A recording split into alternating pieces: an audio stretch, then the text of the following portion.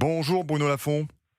Bonjour. Bonjour Monsieur le maire et bonjour Monsieur le Président. C'est avec votre casquette de maire que j'aimerais d'abord commencer cette interview, puisque vous êtes maire de Bigano. C'est l'une des communes qui a été évacuée. Les habitants sont revenus. J'imagine l'énorme soulagement de vos administrés. Tout à fait. Depuis hier soir, nous savions que nous allions être, libérés. Et il me tardait de leur annoncer cette nouvelle, mais nous devions concrétiser et surtout que les services d'incendie et de secours arrivent à maîtriser une reprise de feu dans un secteur qui domine notre commune, et il fallait absolument que ce point sensible soit, je pourrais dire, circonscrit et maîtrisé. C'est le cas, et donc l'autorisation a été un peu longue à venir ce matin, mais nous avons été libérés à 11h41 exactement, et je peux vous dire que c'est la joie d'abord des équipes municipales, des employés municipaux qui étaient là, et maintenant ils réintègrent petit à petit leur domicile. Alors, Monsieur le maire, comment se réorganise la vie dans votre commune de Biganos en Gironde d'environ 12 000 habitants? Est-ce que vous avez accès à l'eau potable, à l'électricité, au téléphone? Est-ce que c'est une vie normale? Oui, petit à petit tout cela va revenir. L'électricité n'a jamais été coupée, l'eau normale non plus, mais les magasins par contre ne sont pas alimentés, donc il va falloir attendre 24 heures pour que les grandes surfaces et les commerces puissent se réalimenter, puisque les personnels ne pouvaient pas travailler non plus jusqu'à midi d'aujourd'hui. Donc cet après-midi, tout ce beau monde va se mettre au travail pour ouvrir et avoir une vie normale dès demain matin.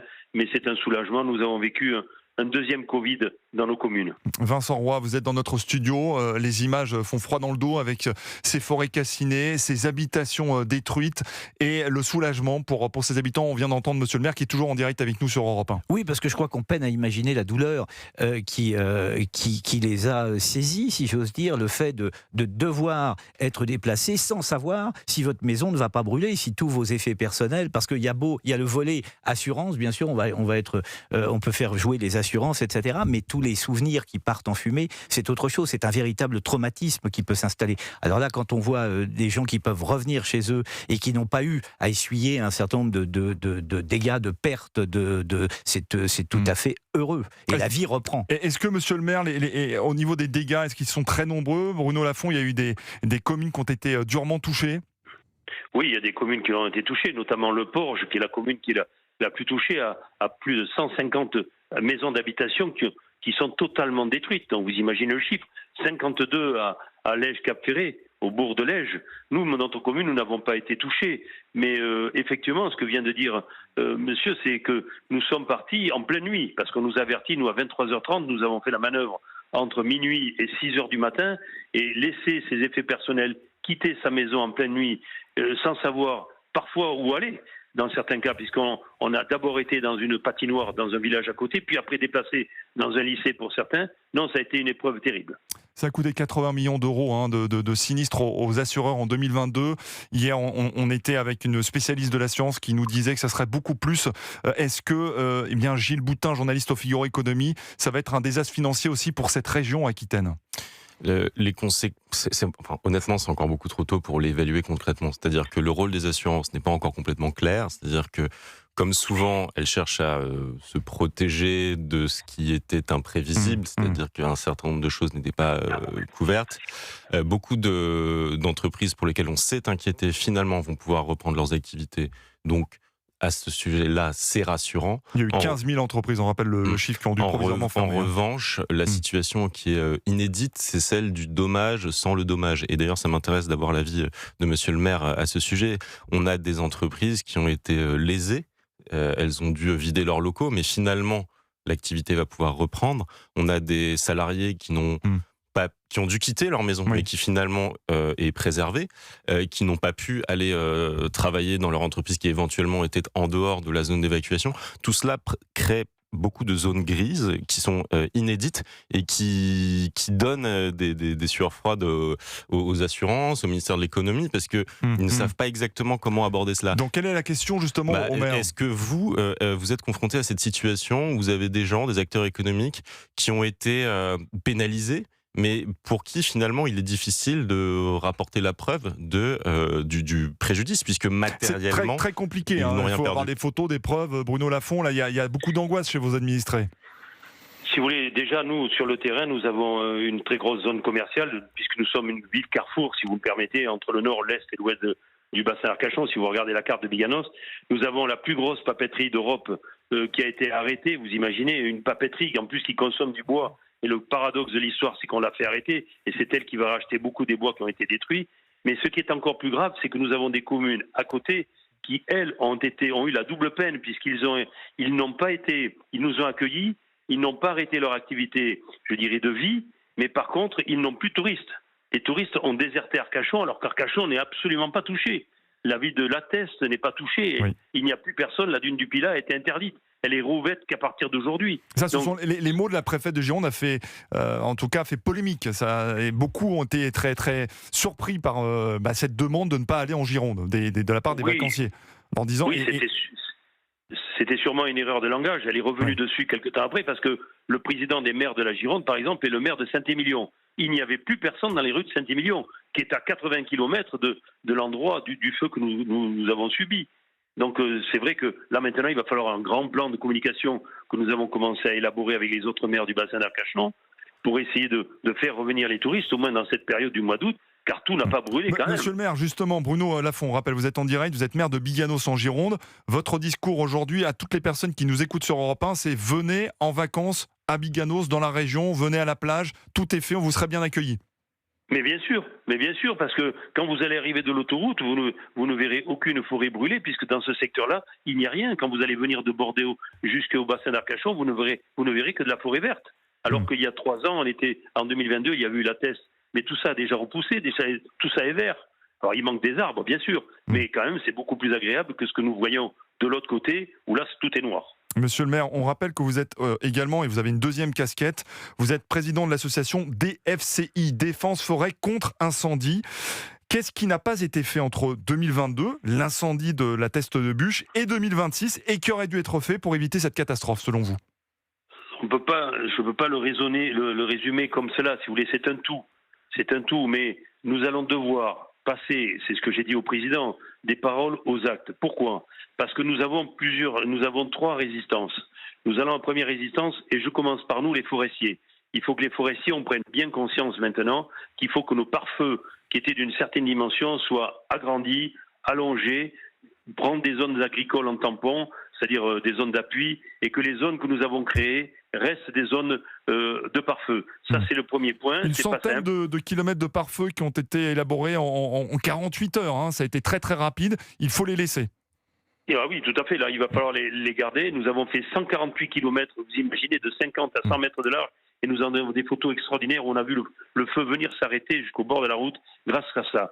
La deuxième, c'est qu'il faut que, je dis toujours l'administration avec un grand A, mais il faut que nous soyons aidés parce que nous avons des zonages, la zone littorale, et puis nous ne pouvons pas faire toujours ce que l'on veut parce qu'il faut faire une étude d'impact pour savoir si on peut faire la piste ou creuser le fossé.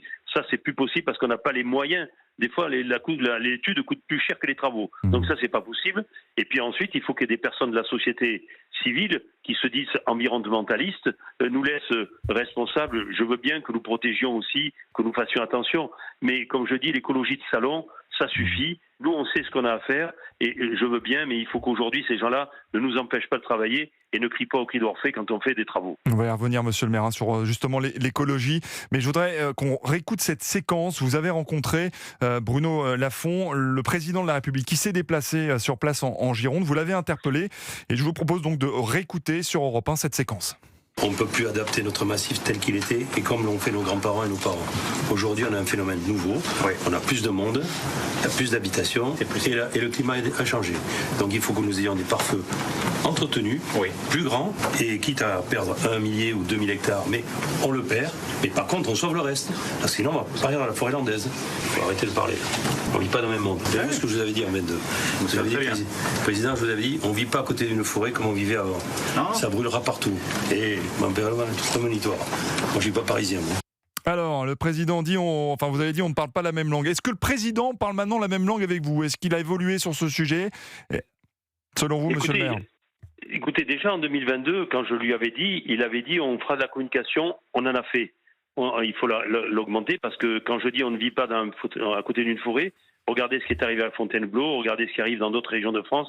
Mes paroles étaient prémonitoires parce que nous le savons, nous les forestiers, on sait qu'on nous a présenté les évolutions du climat Et malheureusement, ce qui arrive aujourd'hui, c'était ce qui devait nous arriver en 2040. Donc aujourd'hui, il faut passer la vitesse supérieure. Il faut que toutes les personnes, tous les concitoyens comprennent qu'on ne va plus en forêt avec une cigarette, etc., etc. Tout ce qu'on dit en prévention. Il faut que la répression soit plus forte. Il faut que quelqu'un qui jette un mégot ou qui jette une cigarette ou qui fait des travaux alors que c'est interdit, il soit mis en garde à vue. C'est très grave, c'est une atteinte. Donc à l'environnement, c'est une atteinte au bien économique. Donc si vous voulez, ça c'est ce que nous avons besoin d'améliorer. Et il l'avait fait. Il nous a beaucoup donné, il nous a beaucoup aidé pour que nous ayons des moyens supplémentaires dans le sud-ouest en termes de DFCI pour des moyens que nous n'avions pas par le passé. Et nous avons eu des budgets supplémentaires, 2,8 millions d'euros par an. C'est grâce au président de la République, il faut le dire. Hein. Mais vous il y a raison, des choses. faut le dire. Non, mais il faut pas toujours. Il faut dire les choses. Bien il sûr. a fait le cap capacitaire avec ses 580 millions d'euros. Ça, c'est pour les pompiers. Où il aura acheté des camions qui sont des camions qui peuvent aujourd'hui être utilisés dans les services départementaux d'incendie et de secours. Mais je pense qu'il faut que nous allions encore plus loin, notamment dans l'aménagement. Et c'est ce que j'ai voulu lui dire. Et il me répond à un moment donné. Il faut que les résistances le comprennent. Monsieur le maire, pardonnez-moi, mais sur l'aménagement, il y a quand même deux visions qui s'opposent entre ceux qui sont sur le terrain, c'est-à-dire vous, qui construisez des pare-feux pour l'entretien des forêts, et puis les écologistes qui disent en clair, bon, faut laisser la végétation pousser. Mais voilà, c'est là où il faut trouver, si vous me permettez, le compromis. Mais il y a des endroits où on ne pourra pas trouver le compromis. Il y a des endroits où il faut nettoyer. Gonfaron, il y a quelques années, c'est parce qu'on n'avait pas entretenu. Les gens s'opposaient à ce qu'on entretienne. La Teste, il n'y avait pas de piste au milieu du massif, etc., etc. Et dès qu'on voulait en créer une, on avait une manifestation d'écologistes qui venaient nous dire, bon, de certains, parce que tous ne sont pas pareils. Il y a des gens avec qui on peut discuter, on peut avancer. Mais si vous voulez, il faut du bon sens. C'est ce que j'ai dit aussi. Aujourd'hui, il faut que les gens qui connaissent le terrain puissent non pas imposer, mais puissent exprimer et que nous puissions avancer. Convaincre qui, monsieur le maire, convaincre qui aujourd'hui est contre ce que vous dites, c'est-à-dire aménager les forêts? Mais vous savez, écoutez, déjà, il faut que des hommes politiques qui se disent environnementalistes, ils comprennent de quoi ils parlent, parce que moi je pourrais être ministre à ce moment-là. Donc les écologistes.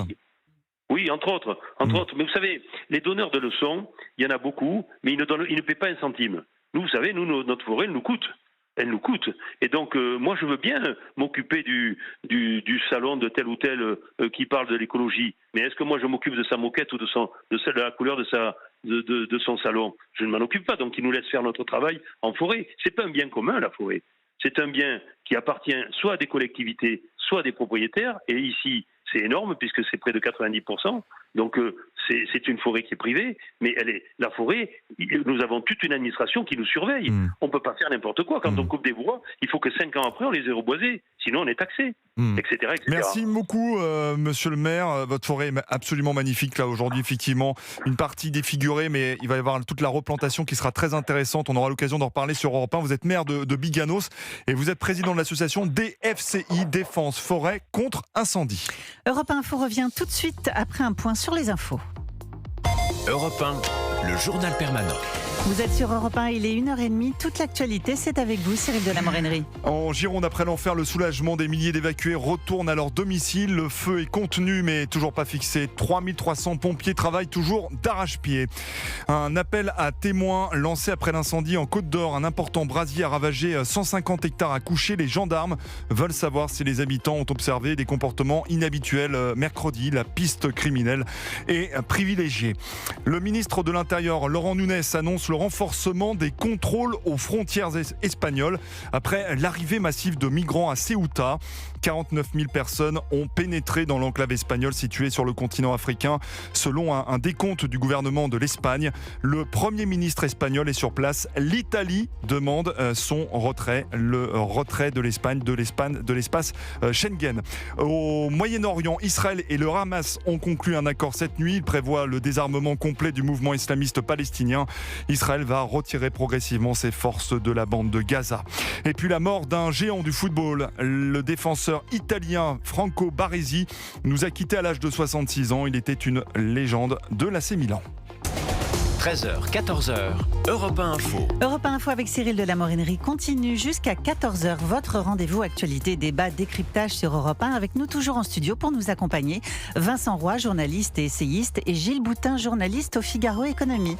La situation est hors de contrôle à Ceuta. 49 000 migrants ont franchi la frontière en l'espace de 24 heures et sont arrivés donc dans cette enclave espagnole située en territoire, pas marocain, mais en tout cas à côté, avec des frontières avec le Maroc sur le continent africain. 49 000, c'est l'équivalent de la ville de Saint-Malo ou de Vannes. C'est donc très conséquent, c'est même énorme. Vincent Roy et Gilles Boutin. Vincent Roy, comment expliquer cet afflux de migrants en l'espace de 24 heures ces derniers jours sur ce territoire ? Comment l'expliquer, je ne sais pas, mais enfin, il faut se représenter Ceuta. Ceuta, c'est un timbre-poste. Donc, vous imaginez 49 000 personnes venues par la mer. Donc, 49 000 personnes qui débarquent à Ceuta. La population est évidemment en émoi. Je parle de la population espagnole. Et on se demande bien, d'ailleurs, comment ces personnes sont parties, et la réaction. Il y a très peu de réaction du Maroc. Alors justement, j'allais vous poser la question.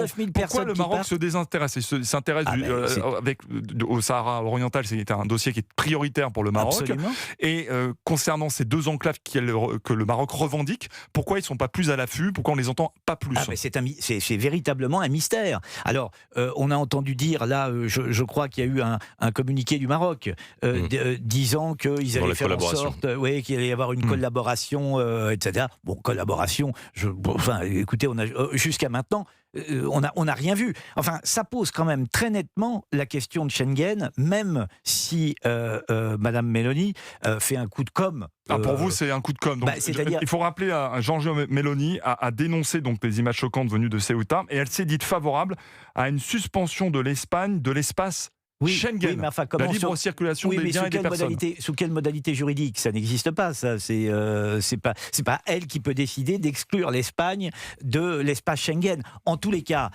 cet afflux migratoire à Ceuta, on peut imaginer qu'il va nous impacter à un moment ou à un autre, parce que ces gens ne vont pas rester à Ceuta. Alors, ce qui est étonnant, c'est que la Finlande soutient la démarche de l'Italie. Oui. Je viens de voir ça, effectivement. Vincent c'est très Roy. Surprenant. Gilles Boutin. Gilles Boutin, pardon, journaliste au Figaro Économie. Nous n'avons pas de Vincent sur le plateau. Non, Gilles Boutin, pardon, Gilles Boutin. Oui, j'ai relevé ce fait que la Finlande appelait, comme l'Italie de Giorgia Meloni, à suspendre l'Espagne de l'espace Schengen. C'est très surprenant. Je pense que ça traduit une tension qui s'est installée au niveau communautaire sur la question migratoire. Enfin, ça n'est pas sans poser problème, parce que Madame Meloni dit, alors moi je suis absolument contre la réaction de l'Espagne, mais que devait faire l'Espagne? Refuser d'accueillir ces 45 000 personnes et les laisser périr en mer. Il n'y a pas de bonne solution. On ferait mieux de s'interroger sur la réaction, ou plutôt la non-réaction du Maroc. Dire, reprenez vos ressortissants.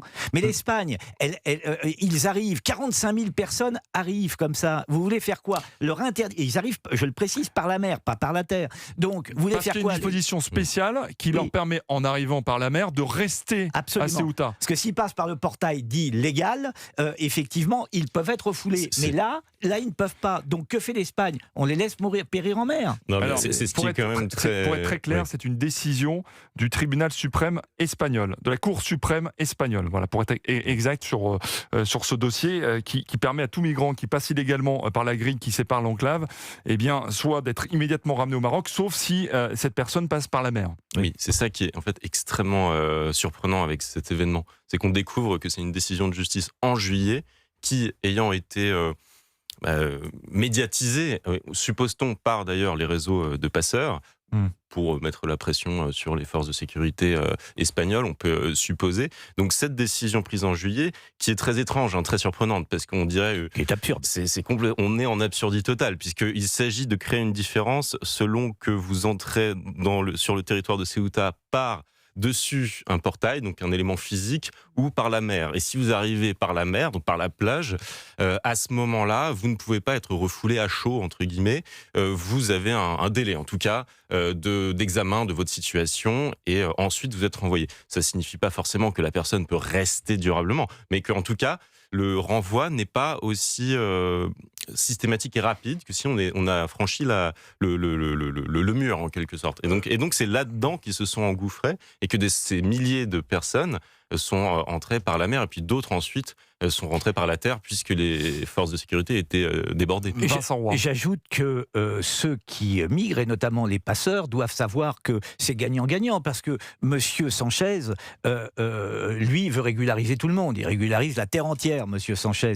Il s'est pas rendu compte que, un, il n'avait plus de majorité, que deux, avec les affaires, sa femme, son frère, il avait eu quand même une durée de vie au gouvernement extrêmement limitée, et que trois, les alliances entre le Parti populaire et Vox en Espagne sont maintenant légion. Je pense à l'Extremadura, je pense à la Castilla-Léon, je pense à l'Andalousie, j'en passe, et des meilleurs, et que ça commence à se raidir terriblement. Est-ce que l'Espagne, Vincent Roy, est devenue une passoire aussi ? L'Espagne est devenue une passoire, oui. Avec M. Sanchez au gouvernement, oui, c'est devenu une passoire. Alors, Pedro Sanchez, qui est le Premier ministre espagnol. Oui, quand on dit qu'il a régularisé 500 000 personnes, un premier en avril 2026. Oui, alors il y avait une majorité écrasante de Sud-Américains. Hein. Donc voilà, il faut modérer aussi le propos là-dessus. Mais là, ça devient impossible. Où vont aller ces gens ? Ils ne vont pas rester à Ceuta. Ils ne vont pas rester en Andalousie. Personne n'en veut.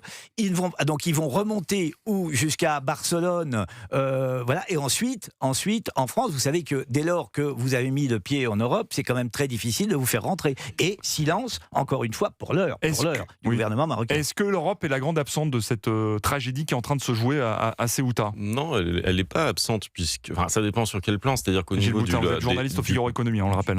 Au niveau du déclaratif, Ursula von der Leyen, qui est à la tête de la Commission européenne, a réagi en disant que c'était insupportable, donc elle condamne. Ensuite, le Parlement européen lui-même a voté une grande loi pacte sur l'immigration pour durcir, et c'est d'ailleurs l'alliance de tous les partis de droite et dits d'extrême droite qui a fait aussi énormément crier, hurler dans les chaumières les bonnes âmes, mais en tout cas, cette alliance a permis d'adopter un texte législatif européen qui permettra effectivement d'avoir une gestion plus efficace a priori des entrées d'immigration illégale. Ça, on verra. Donc on verra, mais en tout cas l'Europe dans ses différentes composantes est à peu près au rendez-vous. Mais moi il y a quand même un point où je voudrais pas me précipiter sur la situation à Ceuta parce que on va voir comment ça se passe, mais il y a déjà la presse espagnole El País notamment qui dit que des centaines de Marocains qui sont sur place commencent à partir. Parce qu'en fait, on se retrouve dans une situation un peu étrange et même un peu ridicule, avec des milliers de personnes qui se retrouvent là, à Ceuta. Sans doute que la veille, elles n'avaient pas du tout prévu d'être ici. Et elles ont suivi la foule. Et ils se retrouvent comme des idiots à n'avoir rien du tout, à ne pas manger, à ne pas savoir où dormir, à ne pas avoir à boire, puisqu'il n'y a rien qui est organisé pour, et c'est bien normal. Et donc, de manière très pragmatique, ils s'en retournent chez eux. Il va falloir voir comment ça se passe et si beaucoup d'entre eux restent ou si finalement c'est un moment qui se termine. Mais après, il va falloir prendre date, c'est-à-dire qu'est-ce que ça prépare pour l'avenir. Mais il y avait déjà eu un afflux de migrants, notamment en 2021. Comment ils avaient géré cette situation ? Est-ce que justement on peut aider ces migrants à repartir dans leur pays ? Peut-être que Vincent Roy, vous avez un avis pour gérer cette situation de crise ? De toute façon, il faut bien, à partir du moment où vous n'acceptez pas telle ou telle personne sur votre territoire, vous êtes souverain, il faut bien les faire repartir. Donc, soit il faut négocier avec le gouvernement d'origine, quand c'est possible. Hein, donc là, le Maroc en l'espèce, le Maroc. Soit d'autorité, il faut mettre dehors ceux qui ne sont pas désirés sur votre territoire. Enfin, je veux dire, l'Europe, c'est une passoire, parce qu'on est bien obligé de voir de se rendre compte que c'en est une. Mais enfin, il y a des pays qui sont souverains. Je sais que c'est presque un vœu pieux maintenant parce que ça devient de plus en plus compliqué, notamment les rapports que nous avons, nous, par exemple, avec l'Algérie, mais c'est pas le cas de l'Espagne avec le Maroc. Donc, oui, il faut vraiment que le gouvernement marocain reprenne ses ressortissants. On va pas avoir tout le Maghreb qui va venir en Europe. Mais alors justement, le président Emmanuel Macron vient de déclarer qu'il renforçait ses frontières avec l'Espagne. Comment on va les renforcer ? Est-ce que c'est un signal fort envoyé par le président de la République sur ce sujet ? Je pense qu'il a raison, parce qu'il faut un signal qui montre que le pays, effectivement, cherche à protéger et qu'on n'est pas dans le verbe et... Même si, en fait, dans les faits, il y a beaucoup d'inertie dans l'histoire. C'est-à-dire que sur 50 000 Marocains à Ceuta, beaucoup vont sans doute, comme je le disais, être refoulés, repartir assez rapidement au Maroc.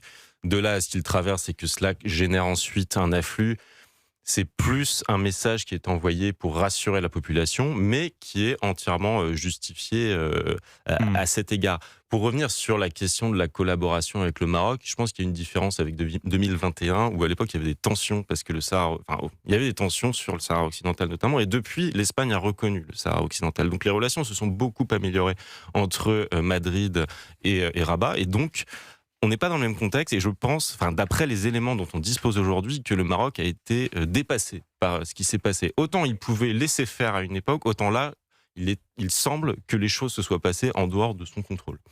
Réaction aussi de Vincent Roy concernant cette décision du président de la République de renforcer les contrôles aux frontières, et notamment Laurent Nunez, qui, ministre de l'Intérieur, va s'entretenir avec son homologue espagnol et qui va envoyer une force pour justement contrôler ces frontières. Oui, alors ça c'est bon. J'ai envie de vous dire, peuvent pas faire autrement. C'est-à-dire, c'est des déclarations de circonstances. Dans les faits, qu'est-ce que cela va changer? C'est quoi cette force? Pardon? C'est des policiers, c'est des gendarmes, ça se concrétise comment? Oui, ça va être des policiers ou des militaires, oui, pour effectivement. Mais enfin, tout ça, c'est que de la com pour l'instant. Enfin, voilà, ils sont obligés de faire une déclaration. Et évidemment, qu'ils ne vont pas dire, on va accueillir 30 000. Voilà, non, c'est pas possible. Est-ce que ça peut avoir des répercussions sur la France? Est-ce que vous craignez cela, Gilles Boutin, un afflux de migrants sur notre sol? Ce qui s'est passé à Ceuta crée de manière directe, encore une fois, a priori, je dirais que non. C'est plutôt le rendez-vous pour l'avenir. Ce que j'entends par là, c'est que c'est peut-être un test, tout simplement, de la part de réseaux, de passeurs, pour voir quelles sont les limites. Où est-ce qu'on peut trouver le point d'entrée? Et on peut réfléchir à plus loin. C'est-à-dire que un même phénomène, mais plutôt à l'échelle de Gibraltar, là, c'est différent. C'est-à-dire que si vous avez énormément de bateaux, pour le coup, parce que je ne pense pas qu'il y ait beaucoup de gens qui soient capables de traverser le détroit de Gibraltar à la nage, si vous avez énormément de bateaux qui arrivent d'un seul coup, et là, vous avez un déversoir, ça peut être un enseignement pour l'avenir pour ceux qui veulent venir sur le territoire. Et là, ça sera très difficile de les contrôler.